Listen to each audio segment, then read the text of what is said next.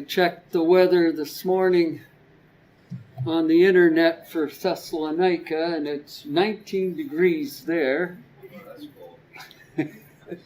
But the weather, or the air, is very poor. So they were telling people to stay indoors. So I thought, well, good thing we're here then. We ended up last week looking at the prophecy of rebellion, and I'm hoping that we explained that and understood that as best we could.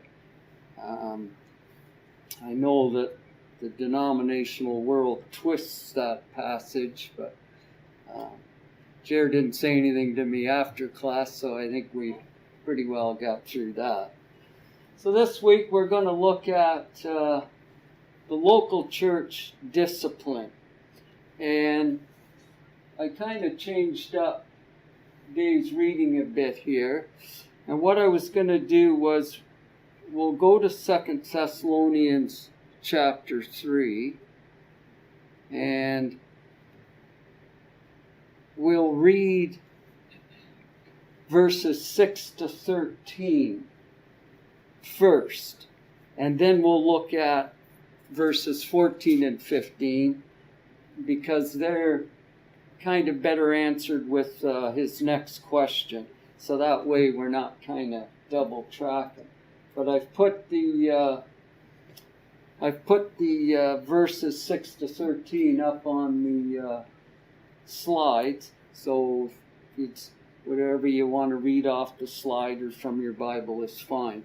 So the first passage we'll look at then is chapter 3, and we'll look at verses 6 and 7. And I guess we didn't read the question, did we? Dave asked, how is the behavior of the disorderly members of the church described, and how should the church have dealt with them? So we'll look at verses 6 and 7 first. Jared, want to start on your side?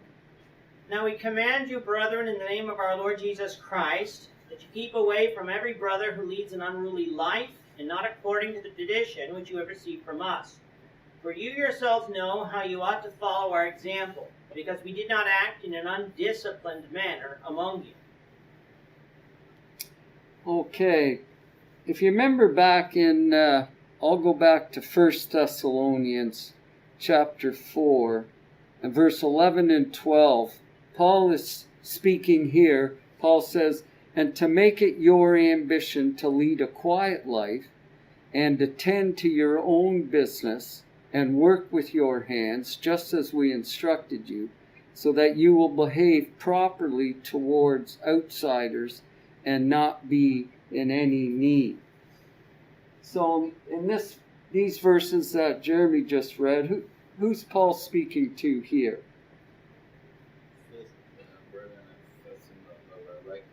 But the which God? Brethren at this church. Right. Now back in the passage I just read, he kind of spoke mildly to them, didn't he? But here, he's exhorting them a little bit more. And he's telling them to be quiet, to mind their own business while they're working with their own hands. And the first exhortation he gave them didn't seem to work. So here he's using the language more of a command, isn't he?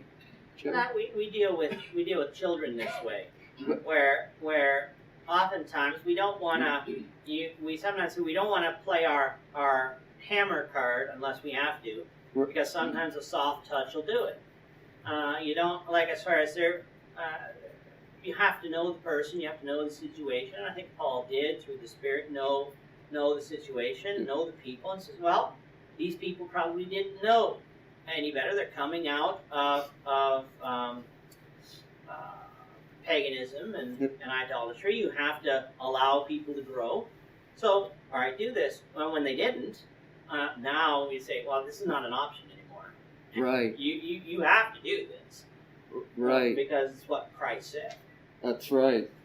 And understandably too, I thought if the false teachers are starting to lead some away that Christ is coming shortly, or the ones that were saying Christ has already come, people's tendency would be to, well, why do I need to worry about keep working? Why do I need to worry about this and that?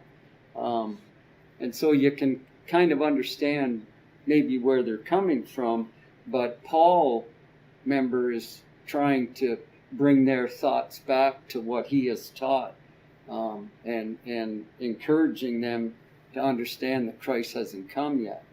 And at the same time, sometimes we ask the question, all right, if you knew when you were going to die, say you knew you were going to die next week, what would you do? And you hear a lot of people, oh, I'd go on this trip, or I'd go and do this. Whereas a godly person should think, well, I'm going to make sure that I'm right with God. Right. And I'm going to spend the last days that I know I have here doing that. That should be our focus. So even if Christ was coming soon, the Thessalonians weren't to have the attitude that they were having. Right. Because they needed to continue on being Christians. Exactly, Jared. They should have different mindset, shouldn't they? I thought of two. Paul said there that he had given them traditions to follow. What did Paul mean by his traditions? In verse, according, he says, from every brother who leads an unruly life and not according to the tradition which you received from us. What's Paul speaking of there? Is that something of Paul? Paul's theory? We all have different opinions. Is that what Paul's meaning? I think he follows it up with, for you yourselves know how you ought to follow our example. He reflecting back on the sentence before, tradition. Oh, okay. Examples. Yeah.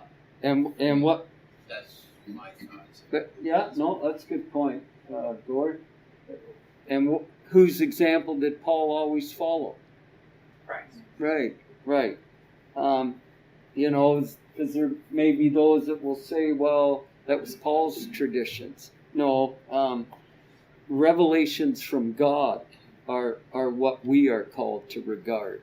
That's really what Paul is speaking of there. Tradition is not necessarily bad. It's a neutral thing, as Jeff would say. Interjecting, Jeff's not here. Tradition itself, we sometimes say, well, tradition's bad. As long as we know the difference between traditions of God and traditions of men, and we don't elevate traditions of men to be equal with the traditions of God, tradition is not bad. No.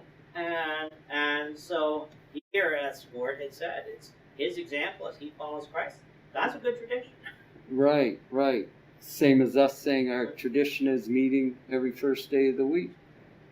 We meet because we're commanded to meet, but it is a tradition, but it's a righteous. It's gospel taught traditions. And then our next two verses, verses 8 and 9. Gord, I'll get you to read those, please. Nor did we eat anyone's bread without praying for it, but with labor and hardship we kept working night and day so that we could not be a burden to any of you. Not because we did not have the right to this, but in order to offer ourselves as a model for you so that you would follow our example. Okay, and what is Paul saying here according to our question? Well, Paul has the right to burden them with support, but he didn't want to burden them, so he worked to support himself. Right.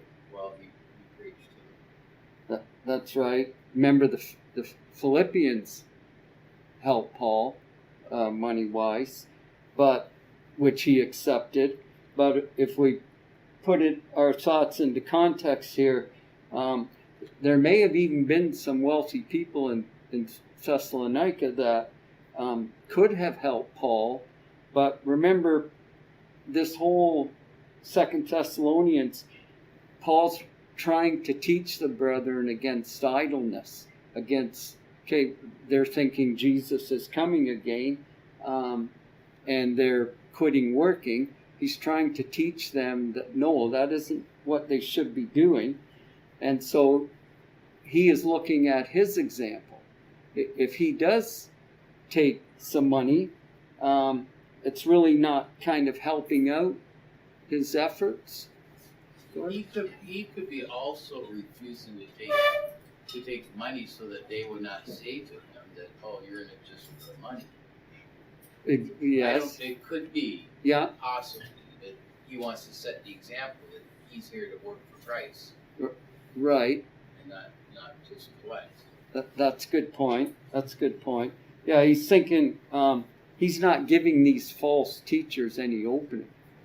2 Corinthians does say that the churches in Macedonia were not very rich. Right. 2 Corinthians 8 verse 1 or verse 2 says about their deep poverty, that they abound in riches. Paul was, I believe, trying to get the Thessalonians not only to think, yes, he's not out for their money, probably because they did not have much. Right. And so that they could use what money they had to further help the people in Macedonia or the people in Judea later. Like, as far as, there's many different reasons why Paul could do this, but it is his example here. It's saying, look, maybe they needed to be shown they needed to work. Right. And so there's a whole bunch of reasons why Paul did this, but he had the right to take money, but he didn't because he wanted to set an example. Right. He may have been covering a number of attitudes, wouldn't he? But it seems mainly, I was thinking these false teachers are teaching that Christ has already come, and people are getting lazy and doing nothing. And our next two verses then, verses 10 to 11. Call it, please. Even when we were with you, we used to give you this order. If anyone is not willing to work, then he is not to eat either. For we hear that some among you are leading an undisciplined life, doing no work at all, but acting like busybodies. Okay. So what thought comes to you here of what Paul is? I see freeloaders. That's what I thought. Yeah, That's right, it's Colin. wrong. Yeah, That's right. There's a difference, isn't there? And I think we've all met people that are poor, and that's just the way it is. But they're some of the hardest working people that you know. They'd be willing to do something if you could find something for them.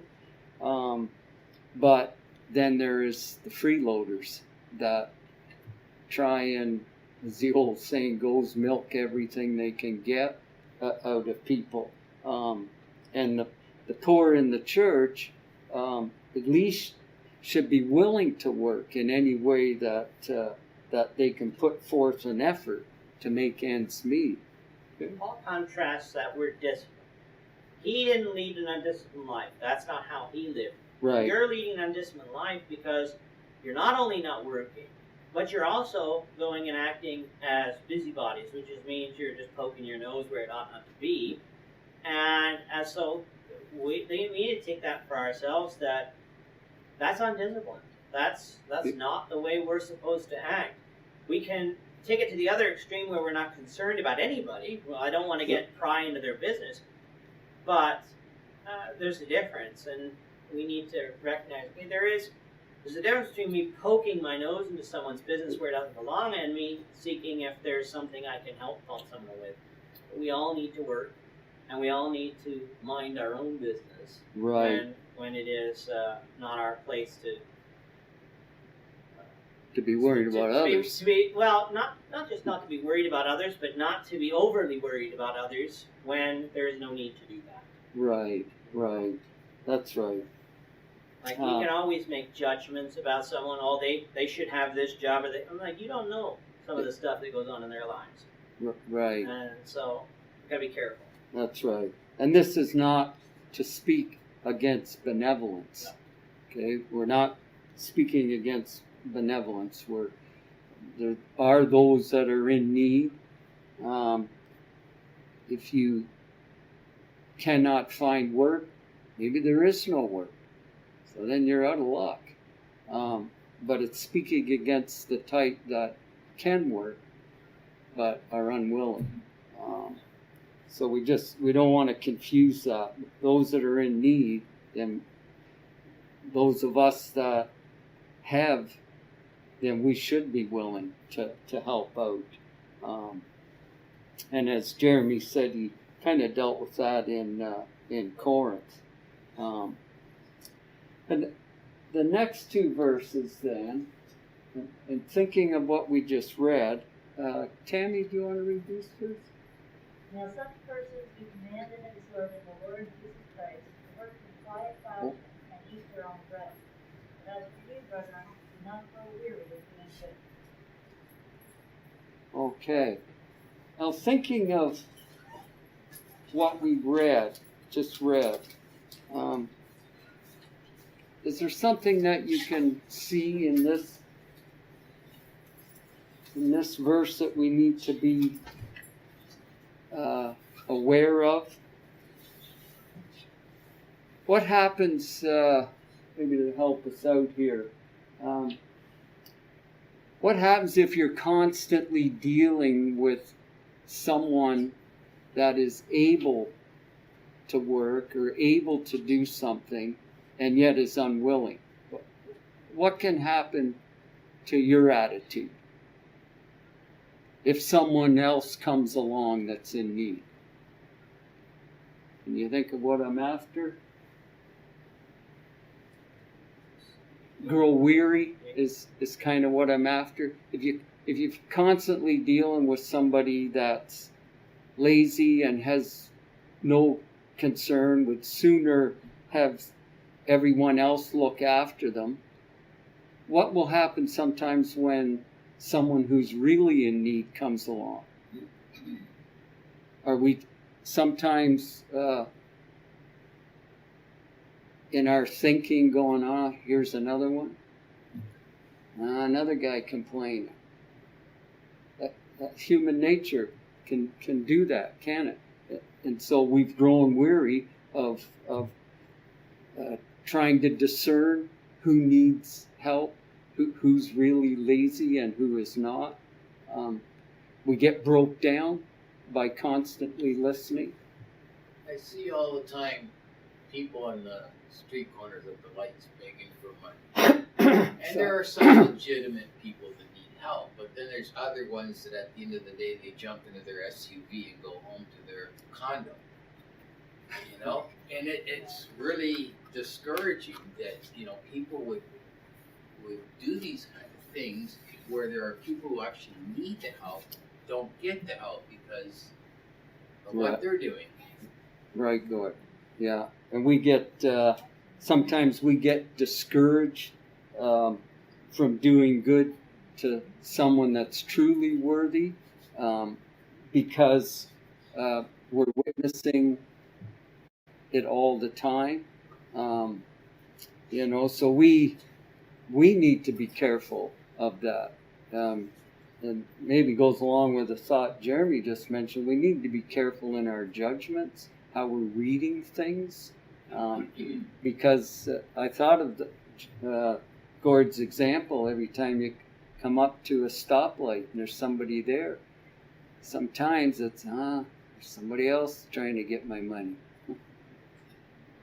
But it's an individual choice. It's up to each of us to do whatever.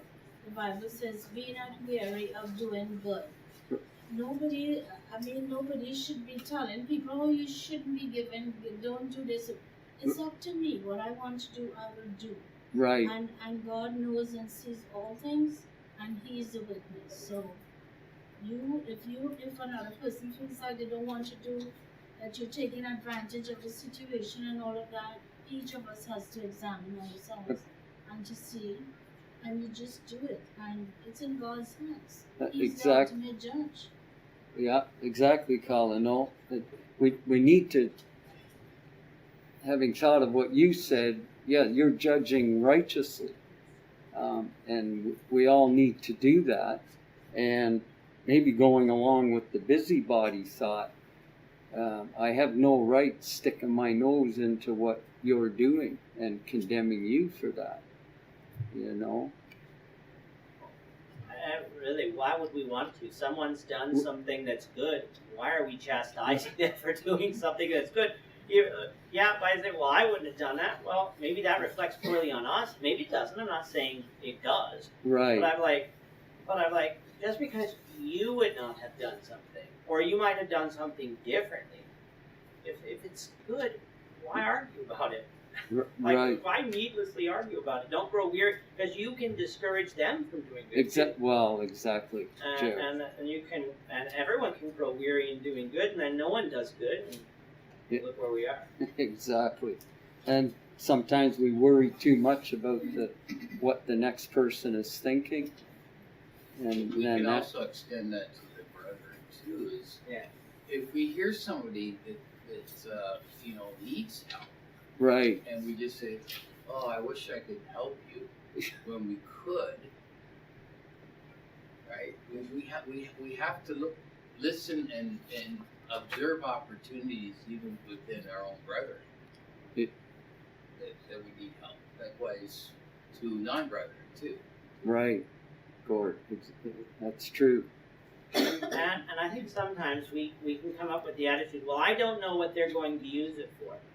Well, we have to discern proper moments too, but it's not my responsibility what they do with what I give them. If they go and spend it on booze or drugs, I'm not responsible for that.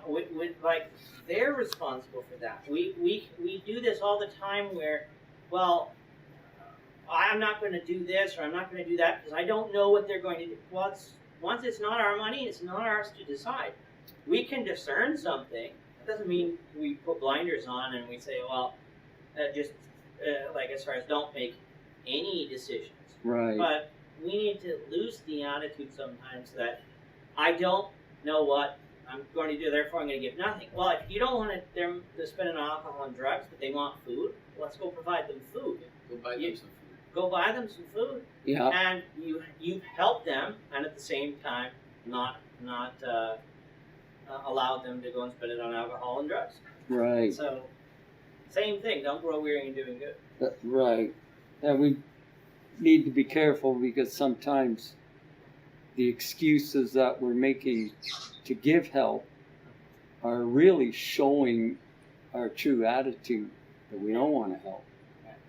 And we use that as a smoke screen, if you will. So we need to be careful as Christians, don't we? And so the next verses, the question Dave asks is, why is it necessary for the faithful members of the church to withdraw from and refrain from keeping company with unfaithful members of the church? And that's the last two verses of that reading. So, Naomi, do you want to read that, please? If anyone comes out of their instruction in this letter, take special note of that person, and not of his weakness, so that he will be put to shame. Yet do not regard him as an enemy, but as brother as brother. Okay. As we answer this question, I thought of, Jeremy already mentioned it this morning, for parents, when your children were young, did you discipline them?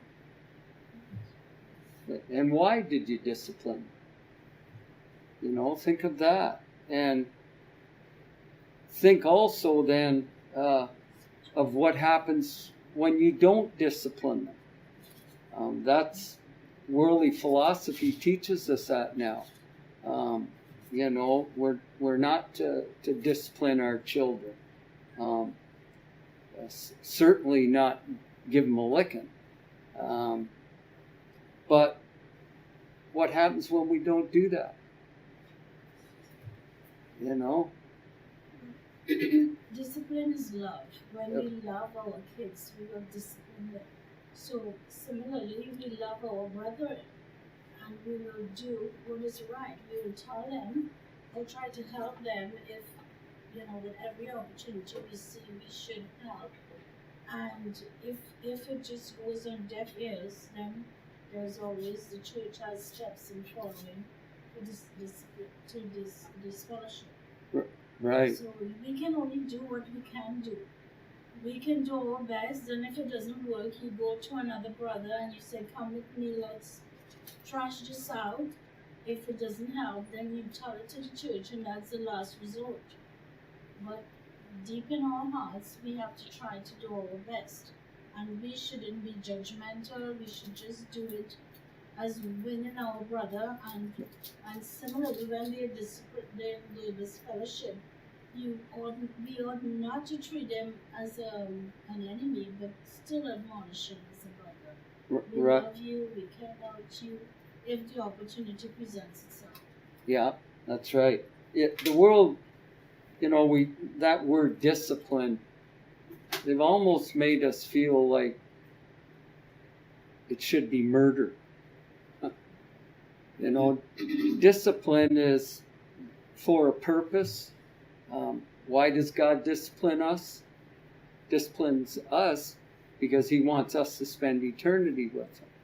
So when we need to be corrected, He does that. And with our children, we discipline them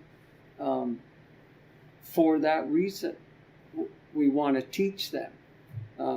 We all fight. Maybe some of us in a less manner, but speaking for myself, I always fought authority. Wanted it my way, And the problem is, because I wanted it my way, now I have to live with the consequences of those decisions. Where yet, if I'd have listened to discipline, to the disciplinarian words that were thoughts were given to me, then I wouldn't have that problem. Okay? You notice here that this is the last thing. Yes. Paul, as you said, Paul in 1 Thessalonians gave them some instruction that should have corrected the situation. Didn't. Right. Then he gave them this letter and said, "All right, this is what you need to do, and if they don't do that, then you do this." Right. And I think sometimes we're ready to rush to withdraw a fellowship without actually putting in a little effort to actually see if the situation can be corrected. Sometimes we need to take a little bit more thought and not working so slowly that discipline won't work. No. But at the same time, even with a parent, do you if a kid is I don't know what it is they're doing, you treat a kid differently who walks out into the road in traffic than you do a kid maybe that is running around when they shouldn't be running around. You don't treat that the same, because the one is going to put their life in danger, whereas the other one is it might break something.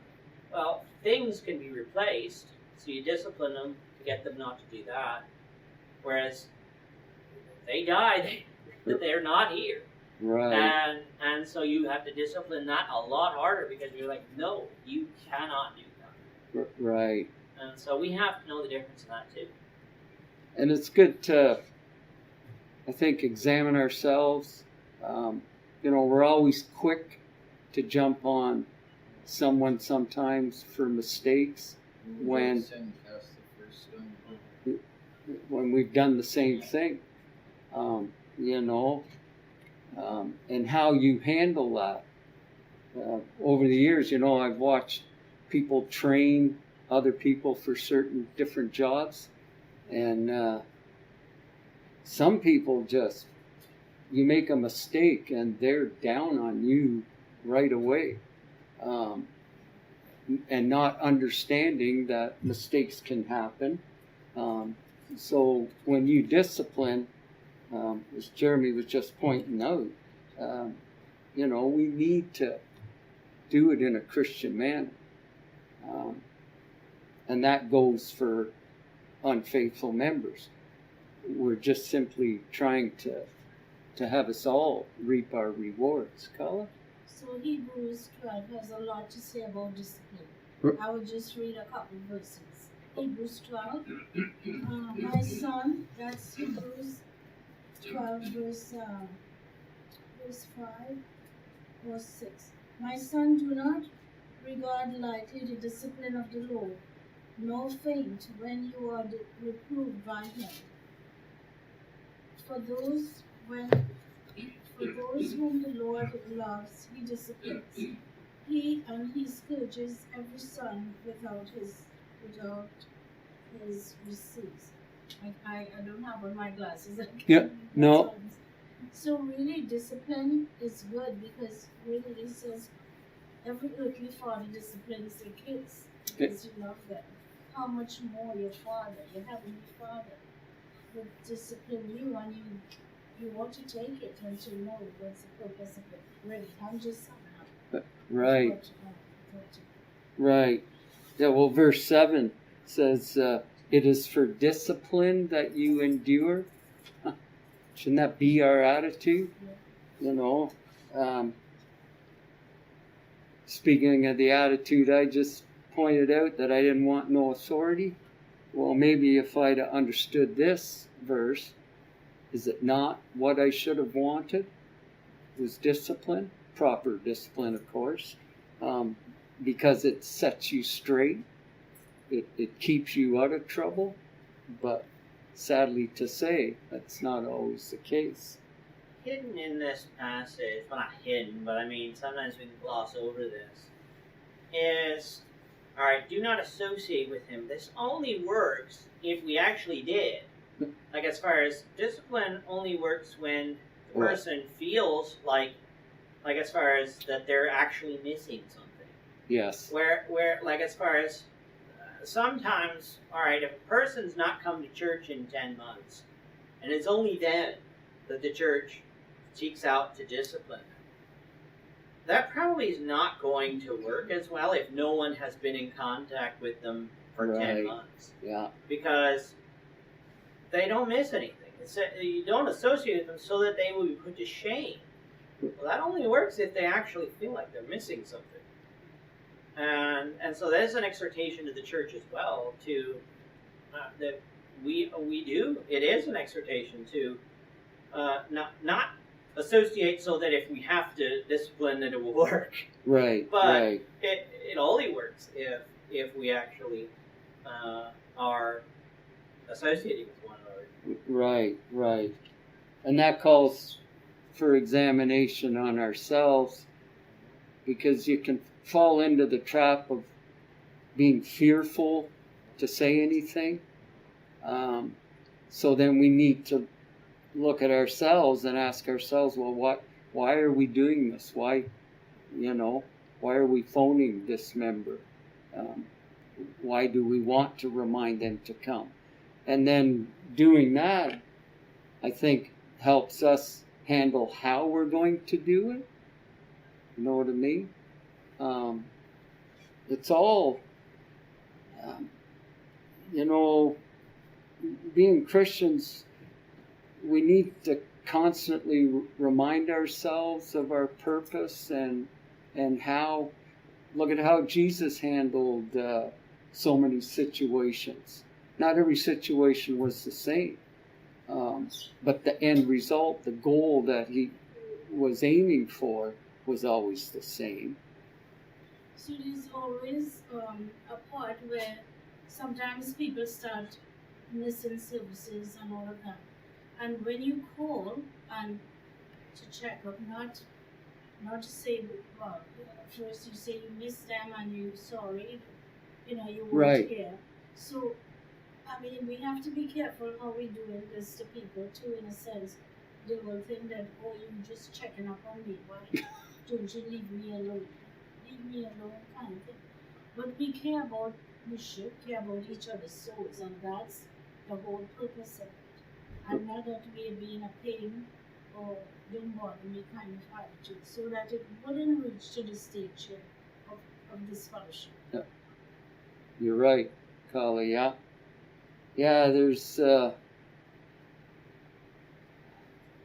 doesn't it teach us the need for prayer? You know, not only for the other person, more so maybe for us. Having the Lord help us to think of ways how are we going to handle this situation. You know, those are good points. And speaking of prayer then, the last section in our content was Paul's prayers for the church. And the question Dave asks us is, according to the following passages, why did Paul pray for the Thessalonians? And our first passage is Thessalonians 1 and 3. And remember, with these verses, Dave wants us to look at them, find out why is Paul, what is he praying for? Henry, do you want to read that one, please? We ought always to give thanks to God for you, brethren, as is only fitting, because your faith is great in that, and the love of each one of you for one another grows every greater, ever greater. Okay, what jumps out at you here? First, about Paul's attitude. What are we told there? What do we see about Paul's attitude? The we is including him. What do you see there? What's he mean by we ought always to give thanks? Is he like shrugging it off? No. I thought of the word urge. Paul himself is urged on. Paul is saying to himself, I need to pray for these people. And then the thought is, why is he thinking that? Why is that desire in him? Remember way back to the beginning of our lesson? What had he seen in the Thessalonican brethren? Remember now, he's now in Corinth, and he's heard from Timothy about them. And what has he heard?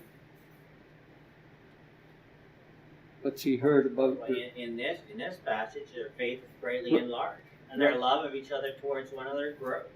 Right. So that's good. Right. That's what he's heard of their growing faith, and now that's urged him to keep praying for that. You know, the results, their actions, is what I saw, that their actions are impressing upon him. And our next verses was verse 11 and 12. Tim, please. For this then also we pray for you always, that our God will come you worthy of your calling, and fulfill every desire for good deeds and the work of faith with power, so that the name of our Lord Jesus will be glorified in you, and you in him, according to the grace of our God and the Lord Jesus Christ. Okay. I'll try and keep us moving there. I don't think we'll get through them all. There goes that bell. But this verse, do you remember in Ephesians 4 and verse 1, Paul says, Therefore I, the prisoner of the Lord, urge you to walk in a manner worthy of the calling with which you have been called. Paul says here that our God will count you worthy of their calling, of your calling. Is he not urging us and them to walk worthy of that calling? Because then God will count us worthy. Because thinking of that will require us to live as we should, live as the Thessalonian brothers should, knowing that we'll find favor in God's eyes, as opposed to being unworthy. So I see that's what Paul is aiming at there. Maybe we'll do one more then before we end. Casey? So we should always give thanks to God for you, brethren, beloved by the Lord, because God has chosen you from the beginning for salvation through sanctification by the Spirit and faith in the truth. It was for this He called you through our gospel, that you may gain the glory of our Lord Jesus Christ. Okay, so quickly then, what's Paul thankful for here?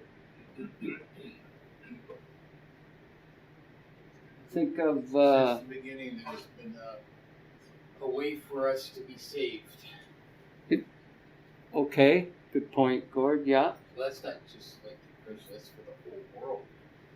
But those who obey get gift. Right.